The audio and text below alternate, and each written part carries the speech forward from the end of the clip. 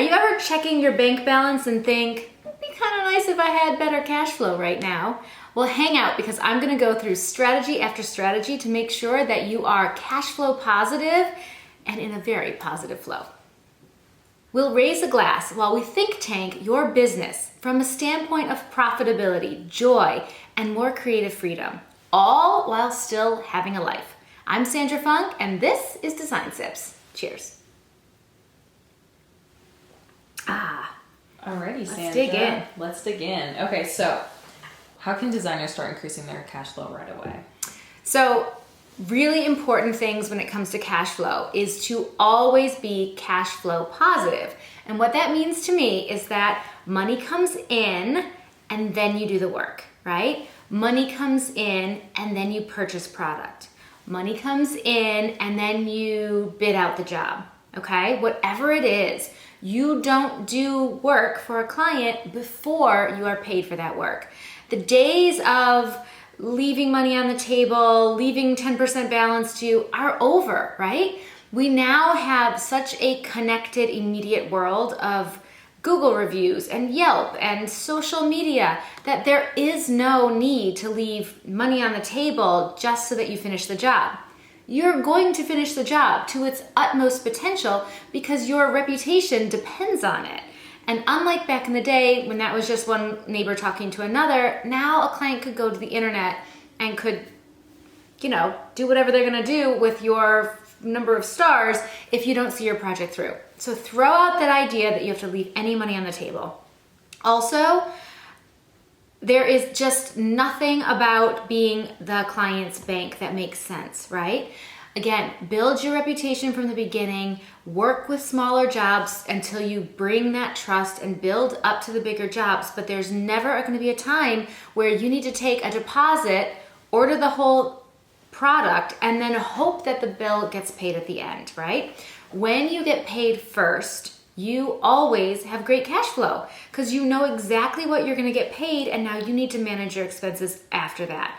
Instead of paying your team, working for a week, 2 weeks, a month, however often you bill, and then hoping, waiting, following up, and looking for all those accounts receivable. So flip the switch on that.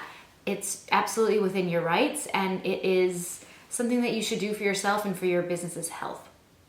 Mm-hmm. And I think we sometimes get pushback on this from our community saying a client would never, and they'll have all these objections, pay before they get anything presented to them. But have you really had that in your experience? No, and I've had, when I've had a client say, oh, okay, so we pay you in full before you present anything, I say, yes, of course, because what I'm presenting to you is my intellectual capital.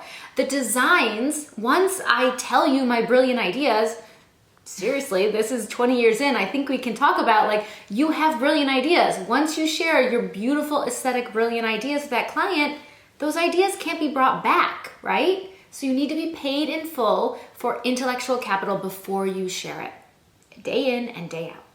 Mm-hmm. And there's nothing wrong with having that conversation up front. And if the client doesn't like it, exactly, bye-bye, right? So when you outline your boundaries and expectations, when you are very clear that I will be paid prior to any designs being presented, I will be paid in full prior to any product being purchased, right? When you are saying that all the way up front, all the way back in the potential client process, there can be no objections later. In your process, say it face to face, in your design agreement that they sign off on. So later on in the project, if somebody wants to hold back a percentage of the balance due till the end of the project, the answer is no, period, right? There's only one way to work inside of your design firm, and that's with you running the ship. So when you come across a potential client that has a million follow-up questions about your payment terms and how it's going to go, just see that as the flag that it is. Think deeply, talk it through, bring it up again in another conversation with them, and make sure that all of this is clear, that there aren't any ill feelings about it. If they're not on board, that's okay. Go find another client who is on board and does appreciate you and does respect your payment terms. Like I said, the days of needing to leave money on the table are gone. Mm-hmm. You can decide to come with us, the ones who are not doing it that way anymore and have beautiful cash flow, or you can stay where you are. The choice is entirely yours. Cheers to that. Cheers to better cash flow. Yes, cash flow. So Jen asked, were there any other simple ways to ensure that I'm cash flow positive year round? Did you want to add anything onto that? Yes. So other ways to make sure that you have great cash flow is obvious, to make sure that you're charging enough for your design services. Are you compensated in a way that takes care of you, the time and effort and gorgeous aesthetic brilliance that you bring to the project, your team, your fixed overhead like rent and the lawyers and the CPAs that are needed to run any business, with profit so that you can grow, right? Not just covered, not just equal, but with profit so that you can grow this business over time. And then similarly, are you making an appropriate markup on your sales of goods? What I found in my business is that I was marking up what was at the time an industry standard, and it was break even for me. So if anything at all went wrong in any way, shape, or form with the procurement of goods or the execution of a renovation project, anything goes wrong. Right. A lot of things go wrong all the time. That's our job. Fixing and solving problems, right? But if anything went wrong, I was in the hole. Like, I was spending my money to fix problems that I didn't have profit left on this job. I was at even. So when you really track your time and you really track your expenses related to that job and you track all the money that's come in, if you get that level of analysis going on purchasing, I promise you, you probably need to raise your markup percentage. Okay, we go through this line by line by line, detail by detail by detail inside the standard, and I would love to have you join us. But you can, if that's not in the cards for you, you can go and work with your bookkeeper, your CPA, your accountant, whoever it is. You need to analyze, are you making enough profit on purchasing for you to be bothered to do it, right? It's not just to cover you, it's to cover your team, a portion of your overhead, and give you profit so that you can grow. That's about cash flow positivity. Mm-hmm. All Such right. good advice. Cheers, y'all. And why don't we remind our designers to subscribe to the channel if they haven't yet. Yes, if you're watching this and it's giving you any kind of feels, then go ahead and hit subscribe so that we can stay in touch. Alrighty, so Claire says, there's always investments I come across, like your program, that I'm dying to do, but when I go to pull the trigger, I get worried about cash flow. Any advice? Sure. Listen, you have to make strategic decisions when it comes to spending in your business. And I would say one of the top strategies for better cash flow is to run a more efficient, clearly defined, better business, right? So when you run a business that has systems and processes in place, it makes you easier to move projects through quicker, make better profitability. Obviously, there's an entire module on pricing to make sure that you are in fact charging enough to keep you profitable, both from design fees and profit margin markup. And then digs deep into the client agreement so that boundaries and expectations are clear. And when you set beautiful boundaries and expectations, your clients actually love you because they want to be a good client. They just need you to tell them exactly how to do that, right? So when all of this comes together, you become a more profitable business.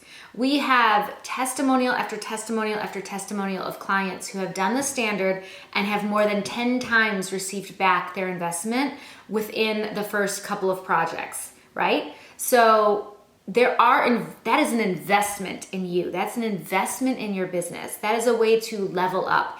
And a time period when things are a little quieter or you have that feast or famine, we all know when you're in feast, you're like, I'm gonna work on my business when things slow down, right? But then when things slow down, we go into fear mode because nobody likes a famine. So then we go into spaz out marketing fear mode and not spending a dime. But when are you gonna work on your business? What if you could tell the fear to be quiet and say, thank you, universe, for sending me some time to work on my business?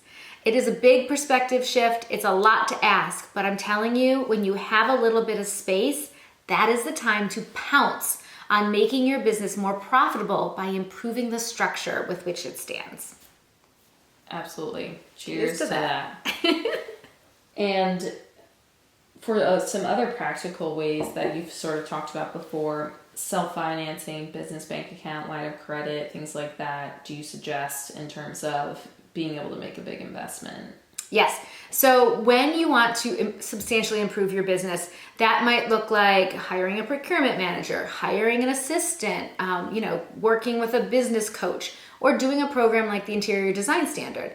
So when you know you need to level up and you know that you need to make these improvements in whatever area of your business, that is a time that you might want to go seek financing. You might want to go to SBA.gov and seek out a business loan. You might want to look at microloans, women-owned business loans. It could be that you've got a really great rate on your credit card and you're going to invest in yourself personally by taking on that credit card, right? If you have a line of credit, that is a great use for that. It is, again, you look at your percentages. What's my credit card? What's my line of credit? What would a loan be? Really look at your options, but there are times when you need to dig in and invest in yourself, and going and getting help with those finances is absolutely a possibility in our industry. Especially women-owned small businesses, there's a lot of resources out there to help you succeed. So just don't forget to reach out and look out, and absolutely, it's a great time to improve yourself and improve your business's profitability over the many, many years that you're still going to be in business. Cheers. Cheers. Clink. How you guys doing? Okay, and then Jake asks, does the standard provide a pricing or financial model that operates from a cash flow positive standpoint? Absolutely. So like I was saying earlier, money comes in and then work occurs. Money comes in and then purchasing occurs, right? We are never on spec. We are never designing, hoping. I joke about, charging hourly and then invoicing and hoping that they pay you, right? Or even if you do time blocks and packages, like when you do time blocks, you're still, okay, we're at the end of this time block, we need you to purchase another one. Like, okay, so do you wait until they purchase the other one before you keep working, or do you do what we all do? Keep working because the project is in flow and your team is working on it, and then all of a sudden, you know what you're doing? Accounts receivable, because they haven't purchased that time block and it was time to do so. So there's a lot of ways that you can do it, but I highly recommend really taking the time and effort to figure out what your flat fee will be to leave you covered and profitable, and take that payment before you deliver the final design. I can tell you are interested in running a healthy, profitable, cash flow positive business, and that is amazing. Check out my next video on how to crisis-proof your business, because you may as well go ahead and do that too. See you next time.